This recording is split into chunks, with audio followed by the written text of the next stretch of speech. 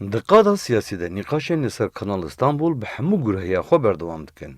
Ev projeyek wê 15 milyar dolar perelê bêxerç kirin û du deryayan yanî Marmara û Derya Reş wê bi hev veke û rêyeke nû ya avî bêçêkirin wek alternatîfa Kendava Stenbolê li aliyê welatiyan dibe cihê metirsiyê ku wê xweza were tarûmar kirin û wê ev proje rêlber erdhejên nû veke.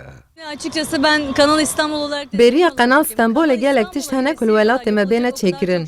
Wek şêx û wek welat em gelek li paş mane li gorî welatên din. Ez karî hînardeyê dikim lê niha nikarim tiştekî bikim.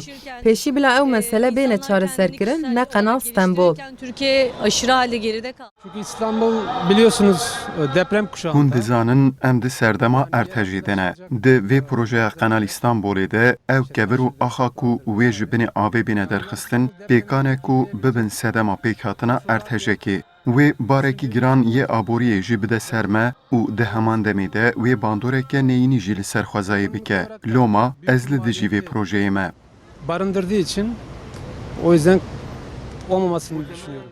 Yani Marmara Denizi çok kirlendi. Ava Marmarayê têra xwe kirêt bûye û masî dimirin. Ev proje jî devan kêşiyan hîn zêdetir bike. Dêxwazaya Stenbolê bê kuştin û deverên şînahî dar û daristan lêne serdan pê bibin beton. Çi kesê ku karibe bi mantık bifikire divê li dijî vê projeyê derkeve. Yên erênî difikirin hebin bi baweriya min hişê xwe xwarine. Yani yapılaşma daha gereksiz bir şey. Li gorî kompanya Rapirsînê ya Metropolê ji sedî çil û heştê welatiyan dijî vê projeyê boçûna xwe raberkirine. Ji sedî sî û heft welatiyan proje erê kiriye. û ji sedî pêncî û yekê welatiyan jî ev proje wek projeya ranteya desthilatê destnîşan kiriye. Olması bir şekilde... Li aliyekî ew proje baş e wê aboriya Stenbolê bê hêstir bibe.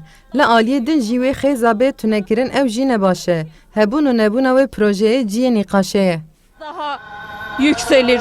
O yüzden belki... Fikrimiz yok şu an açıkçası yani bilmiyorum. Ya rastî fikrekî me li ser vê projeyê nîne. Gelo wê baş be ji bo Stenbolê yan na. Boçûnên cuda hene di xada siyasetê de. Lê wek welatî qet fikrekî me nîne. Li aliyekê meseleya ertejê jî heye. Têkbirina xwezayê û hin tiştên din jî hene. Naxwazim du aliyan jî pûç bikim. Ez çi bêjim vala ye. Oraya kaydırılacak diye düşünüyorum, anladınız?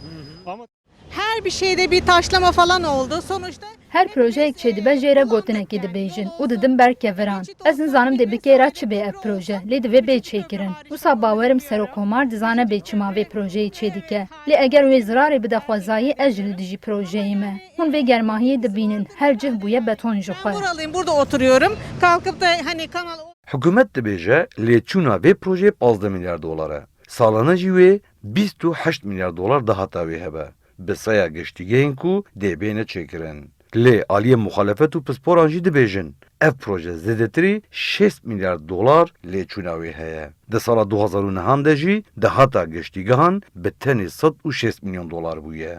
Ev barê aboriyê jî wê dîsa bikeve ser pişta welatiyan. Ji bilî guhartina demografiya Stenbolê wê ev proje bibe sedema nemana xwezayê û pêkhatina bajarekî ji betonê. Azat Altun, Kurdistan 24, İstanbul.